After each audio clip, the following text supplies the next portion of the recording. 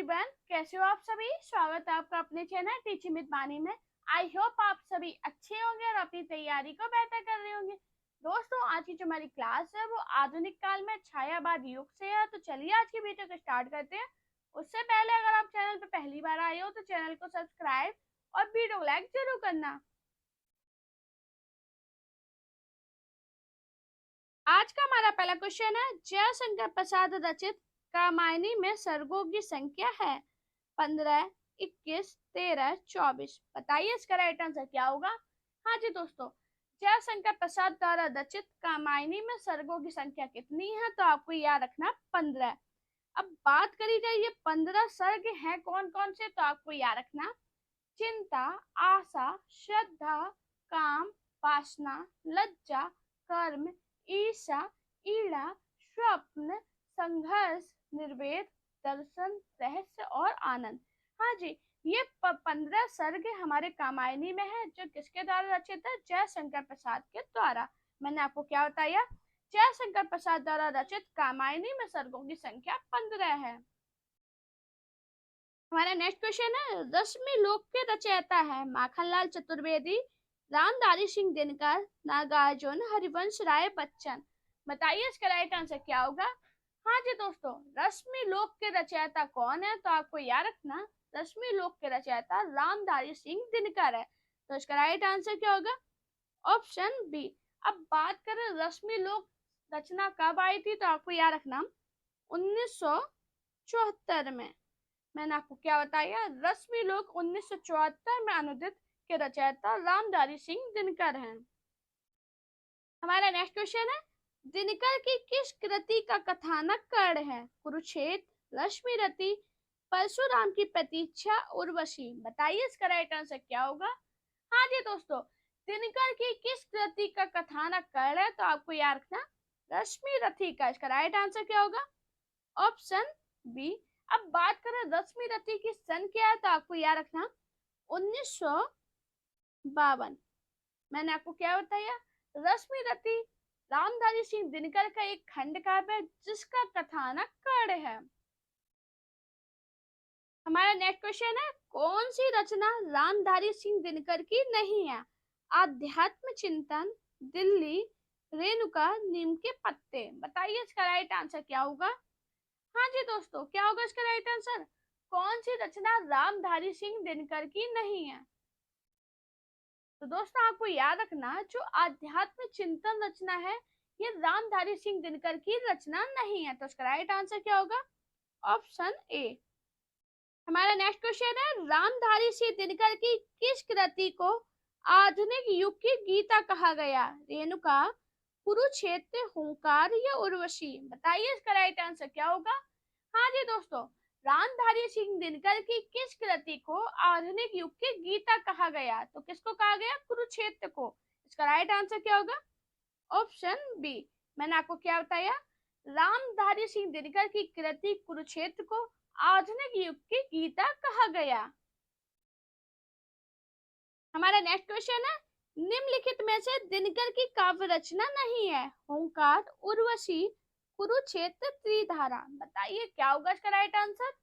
हाँ जी दोस्तों, निम्नलिखित में से दिनकर की काव्य रचना कौन सी नहीं है, तो आपको याद रखना जो त्रिधारा है ये रामधारी सिंह दिनकर की रचना नहीं है। तो इसका राइट आंसर क्या होगा, ऑप्शन डी। अब ये रामधारी सिंह दिनकर की रचना नहीं है तो किसकी है, आपको याद रखना है ये सुमित्रा कुमारी चौहान की रचना है। मैंने आपको क्या बताया, जो त्रिधारा है ये दिनकर की रचना नहीं है बल्कि ये सुमित्रा कुमारी चौहान की रचना है। हमारा नेक्स्ट क्वेश्चन है, अधैर्य का कवि किसे कहा गया, दिनकर, अज्ञे, त्रिलोचन, गिरिराज कुमार माथुर। बताइए इसका राइट आंसर क्या होगा।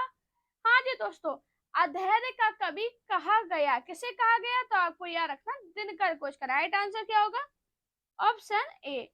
मैंने आपको क्या बताया, राष्ट्रीय सांस्कृतिक काव्य धारा की सबसे सशक्त कवि रामधारी सिंह दिनकर को अधैर्य का कवि कहा जाता है।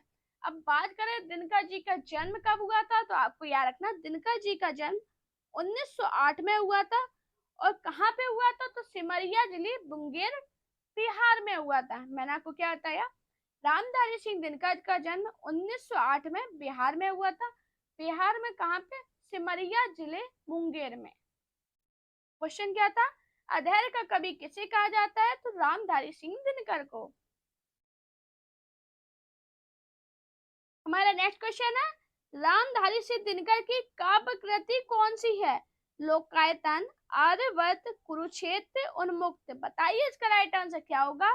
हाँ जी दोस्तों, रामधारी सिंह दिनकर की काव्य कृति कौन सी है? तो आपको याद रखना कुरुक्षेत्र। इसका राइट आंसर क्या होगा? Option C. मैंने आपको क्या बताया?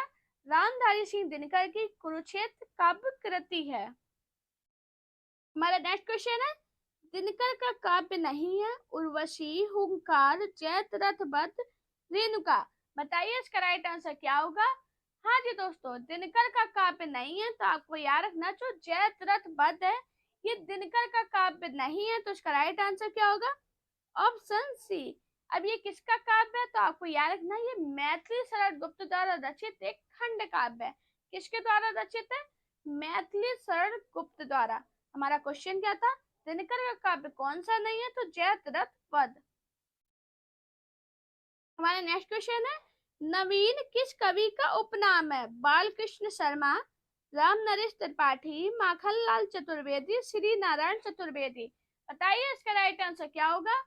हाँ जी दोस्तों, नवीन किस कवि का उपनाम है? तो आपको याद रखना किसका है? बालकृष्ण शर्मा। तो इसका राइट आंसर क्या होगा? Option A. दोस्तों मैंने आपको उपनाम की क्लास पढ़ा रखी है, तो वो क्लास जरूर देखना, बहुत इंपॉर्टेंट क्लास है। उसकी लिंक मैं अपने डिस्क्रिप्शन में डाल दूंगी, क्लास जरूर देखना, बहुत इंपॉर्टेंट क्लास है। काफी बार उससे क्वेश्चन बनते हैं और मैंने आपको मात्र 10 या 15 मिनट में वो क्लास कंप्लीट कराई है, बहुत इंपॉर्टेंट है। हमारा क्वेश्चन क्या था? नवीन किस कवि का उपनाम है? तो बालकृष्ण शर्मा का। जबकि अगर बात करें एक भारतीय आत्मा किसे कहते हैं, तो आपको याद रखना माखनलाल चतुर्वेदी को। बहुत इंपॉर्टेंट है, इनका भी बहुत पूछा जाता कि एक भारतीय आत्मा के नाम से किसे जानते हैं, तो आपको याद रखना माखनलाल चतुर्वेदी को। हमारा नेक्स्ट क्वेश्चन है, दिनकर की प्रसिद्ध काव्य कृति रश्मि रथी की कथा वस्तु कहाँ से ली गई? पूर्णतः कल्पित है, रामायण से, भागवत पुराण से या महाभारत से? बताइए इसका राइट आंसर क्या होगा? हाँ जी दोस्तों, दिनकर की प्रसिद्ध काव्य कृति रश्मि रथी की कथा वस्तु कहाँ से ली गई थी? आपको याद रखना महाभारत से। इसका राइट आंसर क्या होगा? Option D. मैंने आपको क्या बताया? दिनकर की काव्य कृति रश्मि रथी की कथा वस्तु महाभारत से ली गई है।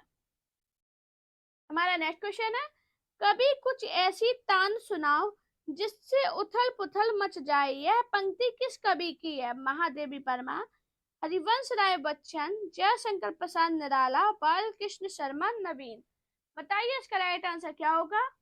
हाँ जी, कभी कुछ ऐसी तान सुनाओ जिससे उथल पुथल मच जाए, यह पंक्ति बालकृष्ण शर्मा, नवीन की है। तो इसका राइट आंसर क्या होगा? Option D. हमारा नेक्स्ट क्वेश्चन है, डॉक्टर राम कुमार वर्मा द्वारा रचित गद्य गीत कौन सा है? भग्नदूत, हिमहास, मौखिक कमाल, अंतर रागनी। बताइए इसका राइट आंसर क्या होगा? हाँ जी, क्या होगा right answer? Doctor Ram Kumar Verma द्वारा रचित गद्य गीत कौन सा है? तो आपको याद रखना हिमहास। इसका राइट आंसर क्या होगा? Option B. हमारा नेक्स्ट क्वेश्चन है, पंचवटी प्रसंग किस कवि की रचना है? राम कुमार वर्मा, निराला, मैथिली शरण गुप्त, शिव मंगल सिंह सुमन। बताइए इसका राइट आंसर क्या होगा? हाँ जी दोस्तों, पंचवटी प्रसंग किस कवि की रचना है? तो आपको याद रखना है निराला की। इसका राइट आंसर क्या होगा? Option B. मैंने आपको क्या बताया? पंचवटी प्रसंग निराला की रचना है। हमारा नेक्स्ट क्वेश्चन है, छायावाद के किस कवि का काव्य अरविंद के जीवन दर्शन से प्रभावित है? महादेवी वर्मा, सूर्यकांत त्रिपाठी निराला, जयशंकर प्रसाद, सुमित्रा नंदन पंत। बताइए इसका राइट आंसर क्या होगा? हाँ जी दोस्तों, ये जरूर बताना क्लास आपको कैसी लगी और आप कितने प्रश्नों को सही कर पाए हो। ये सारे कमेंट मुझे कमेंट जरूर किया करो। आप लोगों के कमेंट मैं देखती हूँ, पढ़ती हूँ, लाइक भी करती हूँ। अच्छा लगता है आप अच्छे अच्छे कमेंट करते हो, लेकिन साथ में ये जरूर बताया करो कि आपका स्कोर कितना रहता है। बताइए इसका राइट आंसर क्या होगा? तो इसका राइट आंसर क्या होगा? ऑप्शन डी, सुमित्रा नंदन पंत। मैंने आपको क्या बताया? छायावादी कवि सुमित्रा नंदन पंत का काव्य अरविंद जीवन दर्शन से प्रभावित है। हमारा नेक्स्ट क्वेश्चन है, निम्नलिखित में से कौन सा काव्य संग्रह महादेवी वर्मा का नहीं है? निहार, रश्मि, नीरजा, पल्लव। बताइए इसका राइट आंसर क्या होगा? हाँ जी, निम्नलिखित में से कौन सा काव्य संग्रह महादेवी वर्मा का नहीं है? तो कौन सा नहीं है? पल्लव। इसका राइट आंसर क्या होगा? Option D. अब बात करें पल्लव की सन क्या है, तो इसकी सन है 1928। अब ये महादेवी वर्मा का नहीं है तो किसका है ये बताओ। तो आपको याद रखना, इस काव्य कृति के रचनाकार सुमित्रा नंदन पंत है। दोस्तों ये सही से लिख लेना, वरना आपको मैम ने क्या लिख डाला। मैंने आपको क्या बताया, निम्नलिखित में से कौन सा काव्य संग्रह महादेवी वर्मा का नहीं है? तो आपको याद रखना, जो पल्लव काव्य संग्रह है ये महादेवी वर्मा का नहीं है, बल्कि इसके रचनाकार सुमित्रा नंदन पंत हैं। नेक्स्ट क्वेश्चन है, महाकाव्य कामायनी के निहित दर्शन है? चार्वक दर्शन, वेदांत दर्शन, अरविंद दर्शन, प्रत्यभिक दर्शन। बताइए इसका राइट आंसर क्या होगा? हाँ जी, महाकाव्य कामायनी में निहित दर्शन कौन से है? तो आपको याद रखना, प्रत्यभिक दर्शन। इसका राइट आंसर क्या होगा? Option D. हमारा नेक्स्ट और मोस्ट इंपोर्टेंट क्वेश्चन, निम्नलिखित में से छायावादी कवि नहीं है? मैथिली शरण गुप्त, जयशंकर प्रसाद, सूर्यकांत त्रिपाठी निराला और सुमित्रा नंदन पंत। बताइए इसका राइट आंसर क्या होगा? दोस्तों आपके लिए बहुत मेहनत करते हैं क्लास बनाने में, तो आप सभी से रिक्वेस्ट करूंगी, प्लीज आप लोग सब्सक्राइब जरूर करना और अपने दोस्तों से शेयर जरूर किया करो। सभी को बताओ कि क्लास स्टार्ट हो चुकी है, सभी को शेयर करो, कमेंट करो कि क्लास आपको कैसी लगती है, आपका स्कोर कितना रहता है। आप सभी से ये मेरी पर्सनल रिक्वेस्ट है, इतना मेरे लिए जरूर करना। आपके लिए बहुत मेहनत करते हैं, तो प्लीज आप लोग इतना जरूर करना। बताइए इसका राइट आंसर क्या होगा? निम्नलिखित में से छायावादी कवि नहीं है, तो आपको याद रखना, जो मैथिली शरण गुप्त है ये छायावादी कवि नहीं है। तो इसका राइट आंसर क्या होगा?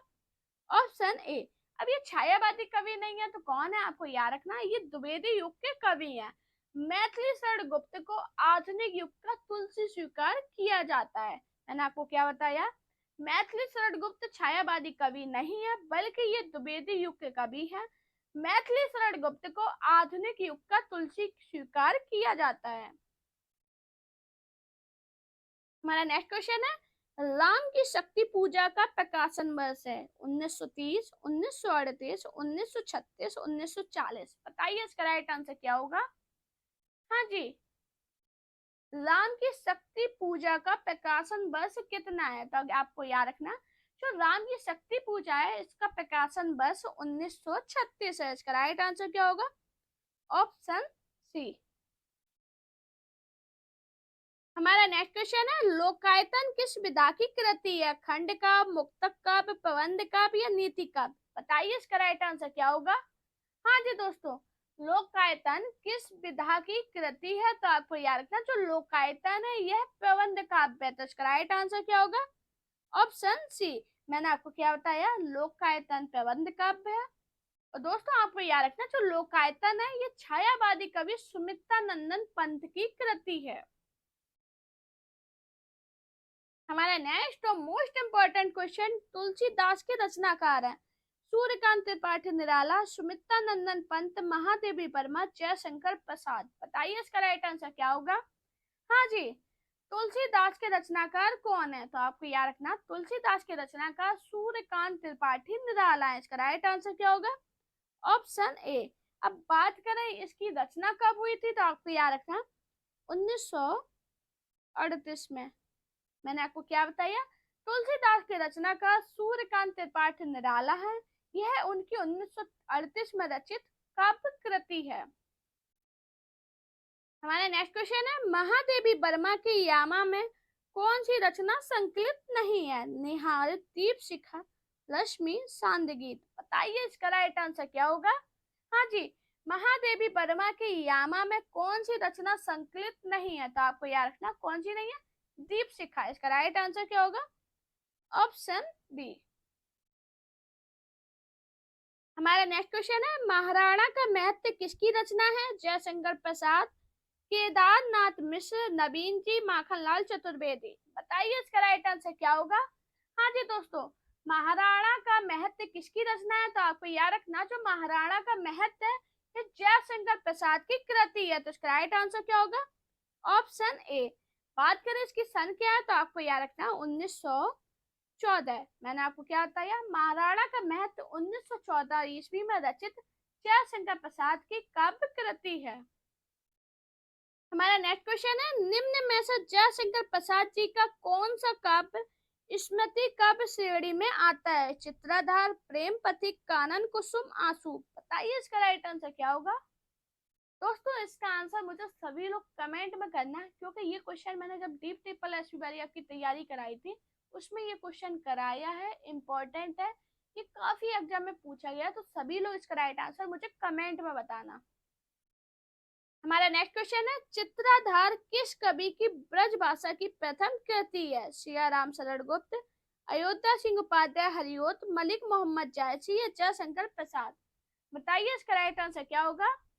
हाँ जी, चित्राधार किस कवि की ब्रज भाषा में की प्रथम कृति है? तो किसकी है?